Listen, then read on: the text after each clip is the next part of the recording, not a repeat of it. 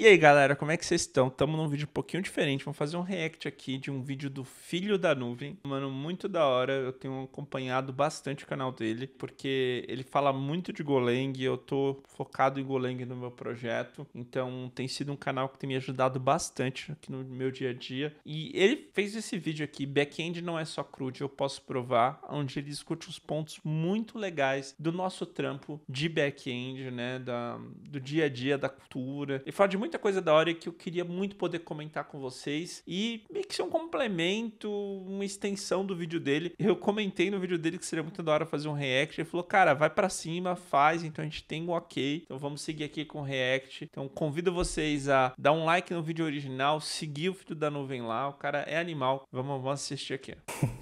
Sim, é verdade. A maior parte dos sistemas back-end faz criação, leitura, edição e remoção numa fonte de dados, o famoso CRUD. Mas nesse vídeo eu vou provar para você que a área de back-end vai muito além disso. Antes mesmo da gente cair codando e criar um projeto novo ou uma funcionalidade nova num projeto existente, a gente como back-end precisa pensar em algumas coisas. Por exemplo, a gente precisa pensar se essa funcionalidade ou se esse programa como um todo ele é memory, I/O ou CPU bound. Basicamente, se essa funcionalidade ela exige muito de um desses recursos que eu citei. Para ilustrar aqui, vamos imaginar que a gente precisa criar um programa que vai ler um arquivo gigantesco, muito grande mesmo, pensa num número muito grande. E aí precisa trabalhar em cima desse arquivo, fazer umas certas operações nesse arquivo para depois ir para o nosso CRUD e salvar os dados a partir do arquivo num banco de dados. O grande ponto é, eu preciso carregar esse arquivo inteiro para a memória ou eu posso carregar ele em partes? Dependendo do problema que a gente estiver atacando, eu vou ter uma resposta ou outra, depende. Se eu puder fazer em partes, que técnicas eu posso usar para carregar esse arquivo, né, aos poucos para a memória? O que se usa nesses casos? E se eu tiver que carregar o arquivo inteiro, quanto de memória RAM eu vou precisar para esse pod, para esse container, para esse programa em geral? É interessante esse ponto que ele traz, né, de qual que vai ser o recurso principal consumido na sua aplicação. Por causa disso, eu não gosto, de verdade, eu não gosto de aplicações que têm no mesmo server um HTTP, uma API REST e um WebSocket, porque esses dois caras, essas duas tecnologias, elas escalam de maneira diferente e elas exigem tipos de bound diferente, né? Enfim, eu gosto de ter um servicinho pequenininho que é o WebSocket, que o front está conectado e que se o back-end precisar mandar mensagem, faz requests, inclusive até via HTTP para esse servicinho e esse servicinho se conecta e espalha, faz um broadcast para as coisas de front e outros serviços que precisam olhar, do que colocar esse WebSocket dentro da minha aplicação back-end. Então, é uma das coisas. Outra coisa que eu queria falar também, isso que ele está falando é muito, muito importante, acontece mesmo, mas a gente tem que lembrar que quando a gente está aprendendo, a gente não pensa nessas coisas, a gente faz uma primeira versão com o que a gente tem, com o que a gente sabe, e aí lida com as consequências. Mas isso que ele está falando é de uma riqueza absurda. Pensem qual que é o principal recurso que a sua aplicação vai usar e como otimizar para esse recurso. Por sinal, esse é um dos desafios da minha plataforma, a devgym.com.br. Lá você encontra vários desafios técnicos com solução em código e em vídeo. E a gente também tem um modo treino, onde a gente mostra um passo a passo para você mesmo criar a sua solução aos poucos. Acesse o link que eu vou deixar aqui na descrição.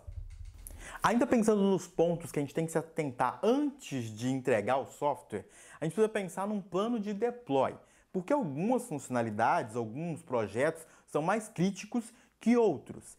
Eu posso fazer um rollout faseado, eu posso usar uma feature flag, eu posso habilitar essa funcionalidade para uma porcentagem de usuários. Eu deveria fazer isso, melhor dizendo, ou eu vou ter obrigatoriamente que lançar isso para todos os usuários ao mesmo tempo? Qual que é o risco de eu editar um endpoint que já existe? Na minha experiência, você faz o serviço funcionar, você entrega para o seu stakeholder principal e esse stakeholder começa a pedir alterações conforme ele vai vendendo, né? E começa a ficar rabo, vamos dizer assim, uma perninha presa nas versões anteriores.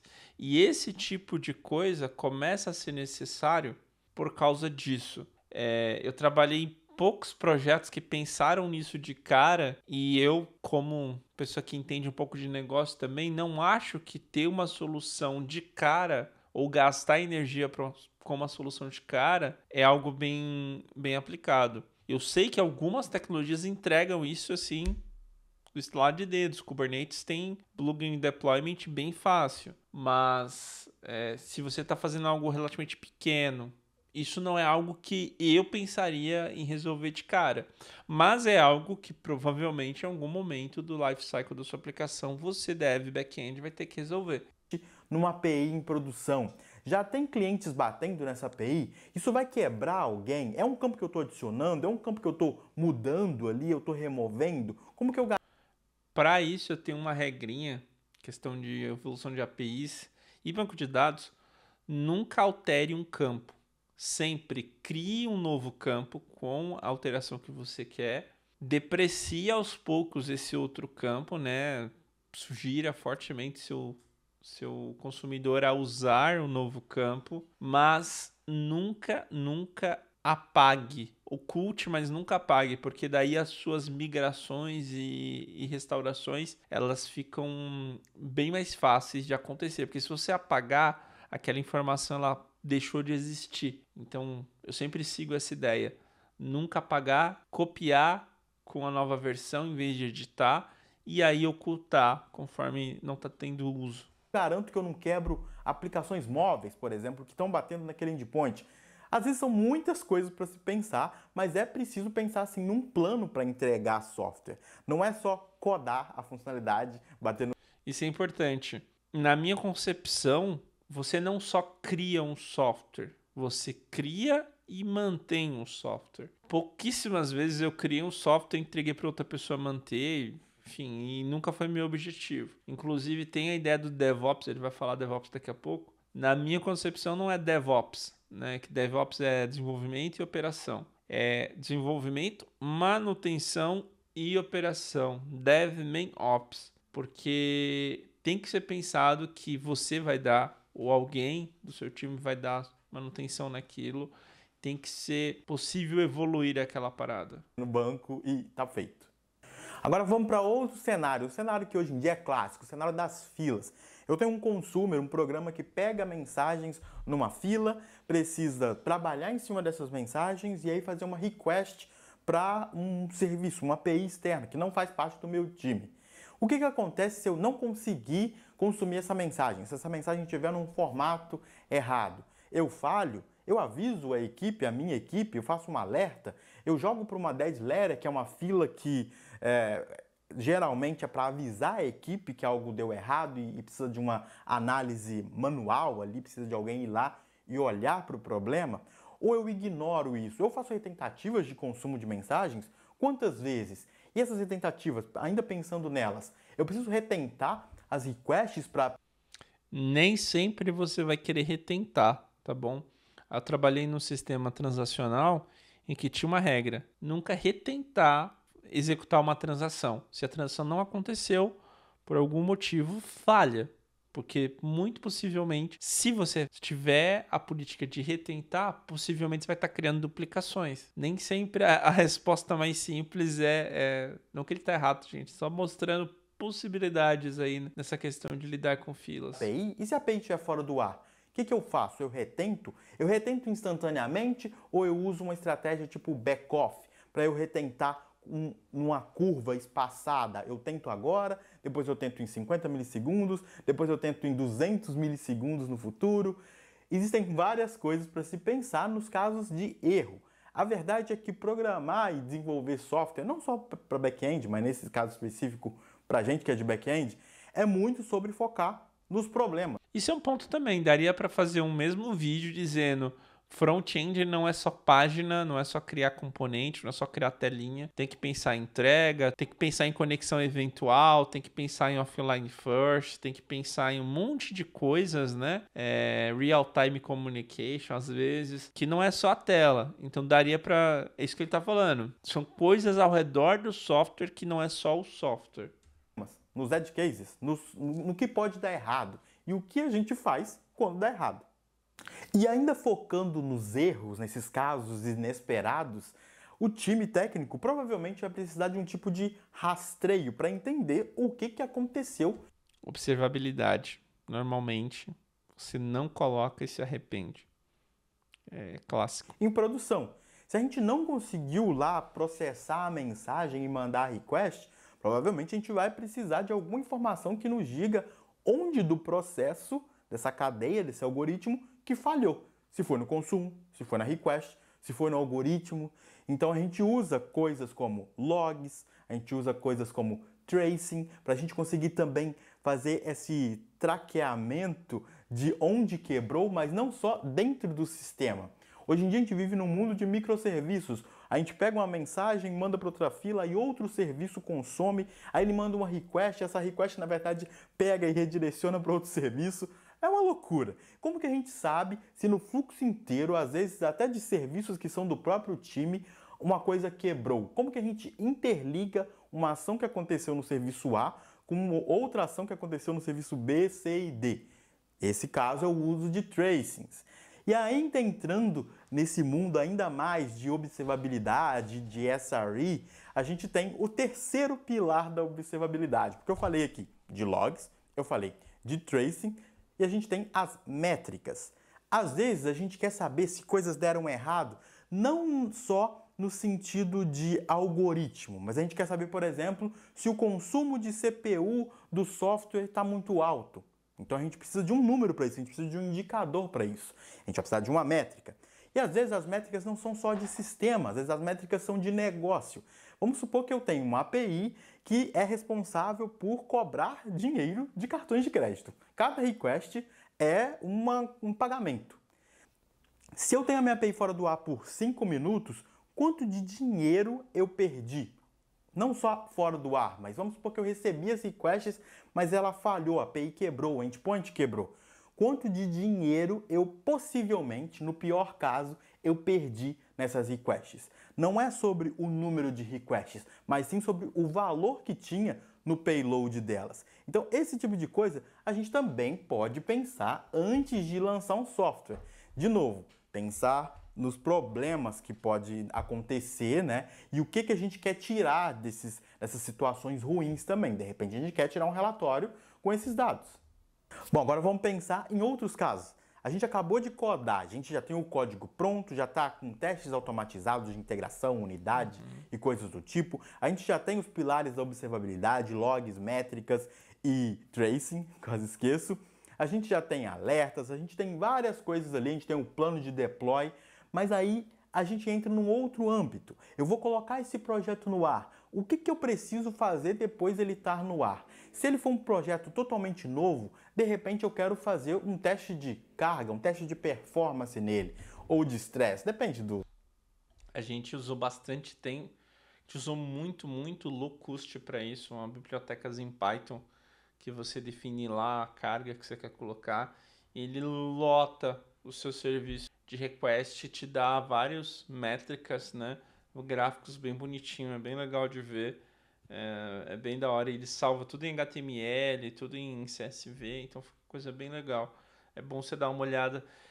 Eu lembro de uma vez que eu usei isso, acho que a primeira vez que eu usei esse serviço, eu percebi que a minha API de upload era o que travava todo o meu sistema. E aí foi quando a gente tomou a decisão de melhorar esse upload, fazer uma paradinha um pouquinho diferente, fez com que destravasse, assim, tipo, todo o sistema ele aguentava uma escala ok, sabe? Mas a API de upload travava porque era upload de arquivo e é chatinho de você lidar. Enfim, só para vocês pegarem essa ideia. De como você quer interpretar isso. Mas eu quero provavelmente estressar a aplicação para entender até onde ela vai. Exato. Será que a minha API consegue receber 1000 requisições por segundo e o P90. Não só isso, mas qual que é a carga e por quanto tempo ela aguenta essa carga sem diminuir, né? Sem deteriorar os endpoints, né? Porque às vezes você tá com uma carga absurda, ele responde, mas aí se você segura aquela carga por muito tempo, a API começa a deteriorar. No caso do upload era isso, você tinha um upload, ele consumia muita memória, e os outros requests, quando o upload estava acontecendo, começava a deteriorar absurdamente. Se você tirava o teste, o request de upload, era absurdo a performance, não tinha, ou se tinha, era bem baixa a deterioração, mas na hora que você colocava upload, cara, tudo ia para baixo. Então é muito legal de ver. 99 dela, né, 99% das requests estão abaixo de 50 milissegundos. Será que eu consigo chegar nesse número, nesse objetivo? Ou será que não? O que eu tenho que fazer para tunar isso? De repente, isso é uma constraint, uma regra, que nem é uma regra que o meu time criou. De repente, eu preciso atender esse número para outra equipe. Então, o que eu faço para chegar nesse número? Então, isso também é uma outra preocupação. A gente teve um BO uma vez de a gente meio que tá duplicando ou não completando o fluxo para o nosso cliente final que causava problema. Nossa, foi um BO, foi um negócio assim complicado, chato. De back-end. E aí você pode me dizer, tá, e as pessoas de QA? As pessoas de QA não fariam isso? Eu acho que depende muito da empresa, né? Isso depende muito do... Na minha concepção, isso não é QA, porque isso não é uma parada, como posso colocar? O QA pode criar esse teste, pode dar suporte, mas isso tem que ter envolvido a equipe de back-end, porque eles que têm que fazer o diagnóstico. Por exemplo, a gente que identificou que era o upload, tivemos de trazer um plano para, né, tratar a questão do upload. Então, assim, QA pode ajudar, mas não. O responsável é o dev back-end mesmo, nesse caso. o tipo de organização, como que as pessoas estão organizadas, literalmente, mas eu acho que mesmo tendo uma pessoa de QA, uma pessoa de back-end vai precisar, pelo menos, acompanhar esse teste. Sim. Não vai dar, É eu ele que não acho que dá o dê para diagnóstico. passar essa responsabilidade toda para outra pessoa. Até porque, normalmente o QA, ele tem... O teste que o QA faz é um teste de falhou ou não falhou. Esse tipo de teste, esse tipo de nuance que a gente quer pegar, são nuances muito maiores e mais escalas de cinza, não é tanto preto no branco. Então, o QA, ele pode sim estar lá, pode contribuir, super bem-vindo, mas eu acho que precisa da equipe principal para acompanhar, para ter o feeling, sabe? Para realmente juntos entender. Porque senão, imagina só, quer dizer, não passou isso. Tá, e aí? Normalmente a equipe teria de eles repetirem o teste para entender, sabe? Então acaba sendo redundância e eu acho que o QA não é para isso. Pessoa, até porque se você, uma pessoa de back-end, criou o software, sabe como ele funciona, provavelmente a pessoa que mais sabe como funciona a Exato. funcionalidade. Se você não acompanhar os testes, tipo, vai ficar meio estranho, né? Não faz muito Não sentido. tem valor. Não tem E ainda valor. pensando num software ou numa funcionalidade em produção, a gente ainda precisa ficar em cima e entender se a aplicação está funcionando bem. A gente pensou uma coisa quando a gente estava codando, a gente pensou que ia usar e alocar um certo tanto de recurso nessa aplicação rodando, mas em produção coisas inesperadas acontecem. Às vezes o software está rodando de uma forma totalmente inesperada, tanto para o positivo como para o negativo. Talvez para o negativo eu preciso muito mais de memória, eu preciso aumentar o número de memória. Talvez de um lado positivo, talvez eu esteja alocando muito mais recurso do que eu preciso. Então eu posso até poupar dinheiro para a empresa ali. Então esse tipo de coisas são coisas que, na minha opinião, fazem parte do mundo e do trabalho de uma pessoa de back-end. Muitas das coisas que eu trouxe aqui, você pode pensar, pô, mas isso são coisas de infraestrutura. Isso são coisas de DevOps. Mas o grande ponto é, o que é DevOps? DevOps nasceu como uma cultura. Não era um cargo, não era um cargo de infraestrutura. Era uma filosofia para ser... O que você tem que entender é que antes do DevOps, você tinha o pessoal de sistema e o pessoal de desenvolvimento. O pessoal de desenvolvimento fazia a parada, jogava por cima do muro, o pessoal de sistema pegava aquela parada, dizia que estava uma merda, devolvia o pessoal de desenvolvimento, arruma tal ponto porque não está funcionando. Aí jogava de novo, jogava de novo. Uma vez que eles concordavam que, putz, não, isso aqui pode subir, beleza, sobe. E aí sai do pessoal do sistema e passa para o pessoal de sustentação. O pessoal de sustentação que tem que corrigir bug. Antes da cultura DevOps, quem corrigia bug não era o cara que criava. Quem corrigia bug era outro cara.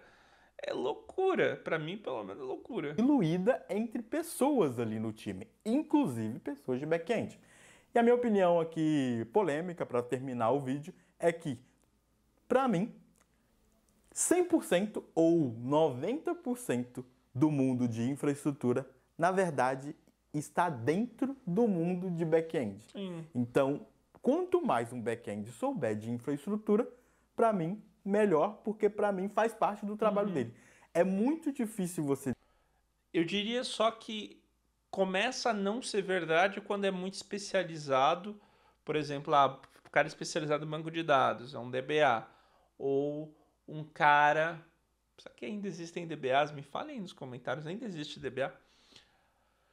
Ou um cara que sabe muito de Kubernetes, que está administrando o cluster, né? O dev entende como criar a aplicação e prepará-la para o Kubernetes, mas o cara de DevOps ele está cuidando do cluster em si, porque é uma outra aplicação, né? Uma outra parada. Então, mas é importante o dev entender DevOps, desenvolver entender do Kubernetes. um software, mas não saber onde ele roda, como ele foi para lá, qual é a máquina, qual é o recurso, praticamente não faz muito sentido. Não faz. E claro que depende muito do nível de senioridade. Se você é uma pessoa júnior, vai ser muito difícil você conseguir estudar e aprender coisas do desenvolvimento de software ao mesmo tempo que você também pensa nessas coisas da manutenção do software e onde ele roda.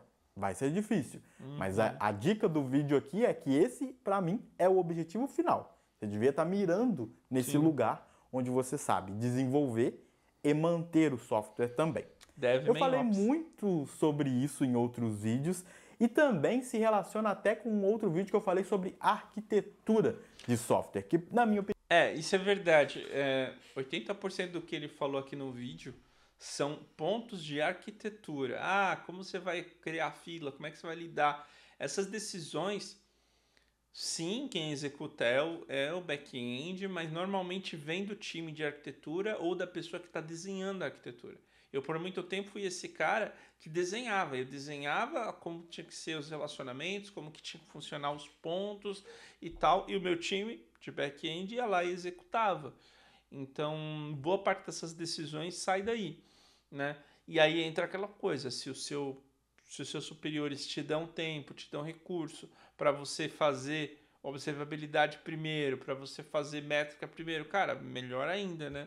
Se normalmente não é o que acontecia no meu caso, na minha experiência. Você só iria fazer essas coisas depois que tá tudo andando. É tipo você trocar o step com o carro andando, sabe? O carro tá só em duas rodas, você tá trocando o step, torcendo para que dê tempo para quando precisar das quatro rodas, o step já foi trocado.